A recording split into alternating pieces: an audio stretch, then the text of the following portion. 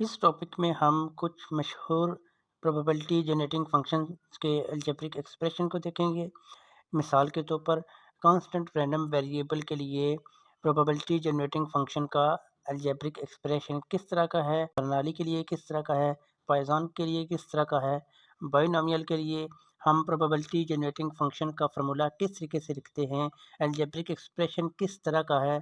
इस टॉपिक में हम इन चीज़ों को स्टडी करेंगे। सबसे पहले अगर रैंडम वेरिएबल कांस्टेंट हो तो उसका जो अलजेब्रिक एक्सप्रेशन है वो हम इस तरीके से लिखते हैं z की पावर c। तो ये बात याद रखनी है कि आपने इन तमाम रैंडम वेरिएबल्स के जो प्रोबेबिलिटी जनरेटिंग फंक्शंस होंगे बस आपने इनको याद कर लेना है।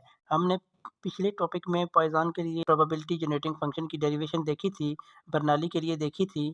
तो ज़रूरी नहीं है कि हम जितनी भी तरह की प्रोबेबिलिटी जनरेटिंग फंक्शंस होंगे उन सब के लिए डेरिवेशन देखेंगे। हमने मेथड देख लिया कि किस तरीके से प्रोबेबिलिटी जनरेटिंग फंक्शन को डिराइव किया जाता है। फ़िलहाल आपने ये तमाम जो प्रोबेबिलिटी जनरेटिंग फंक्शन हैं इनको याद रखना है।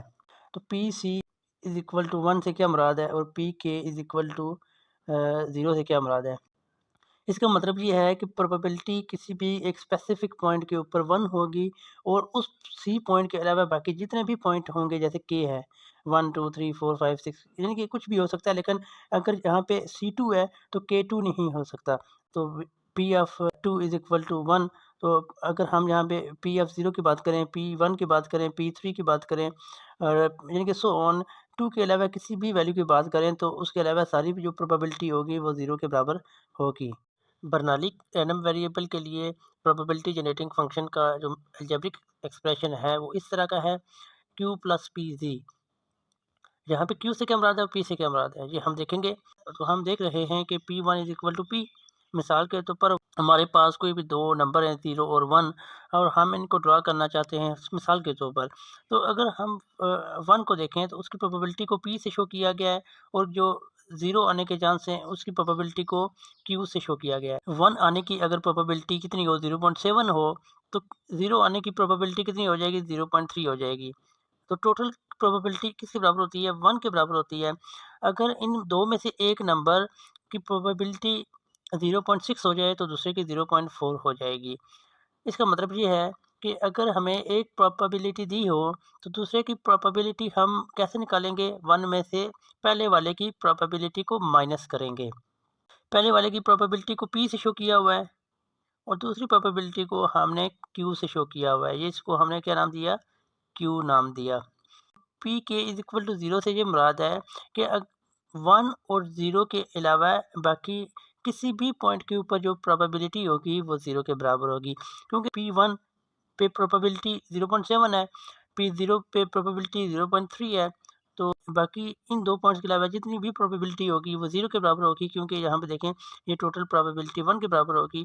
अगर किसी और पॉइंट के ऊपर प्रोबेबिलिटी अगर 0.1 भी हो जाती है तो ये गलत हो जाएगा, क्योंकि प्रोबेबिलिटी 1 से ग्रेटर नहीं हो सकती।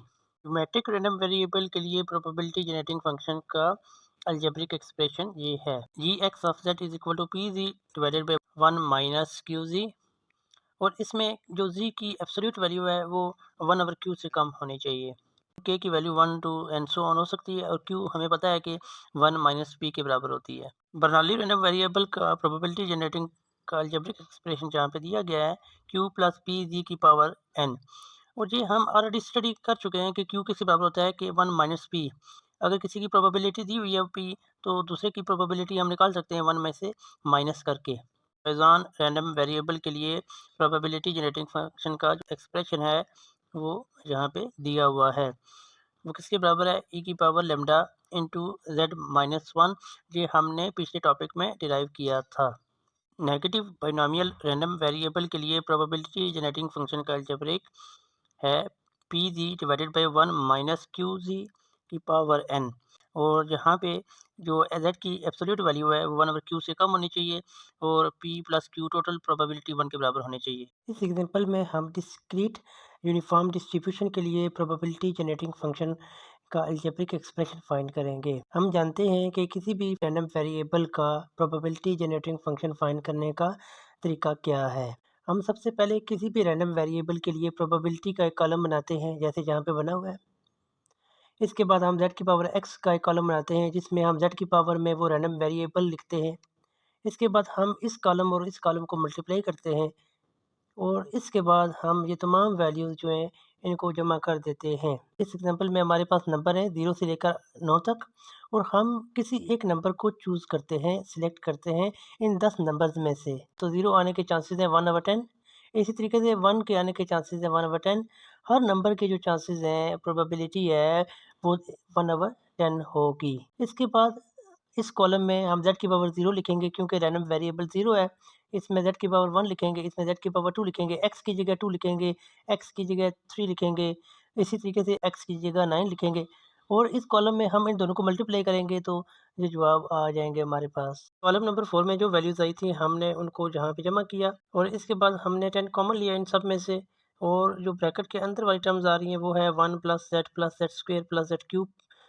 और हम देखते हैं कि अगर हम सेकंड टर्म को अगर फर्स्ट टर्म पे डिवाइड करें तो जवाब हमारे पास आता है z और इसी तरीके से अगर z स्क्वायर को डिवाइड करें z पे तो तब भी आता है z और z क्यूब को डिवाइड करें z स्क्वायर पे तो जवाब आता है z।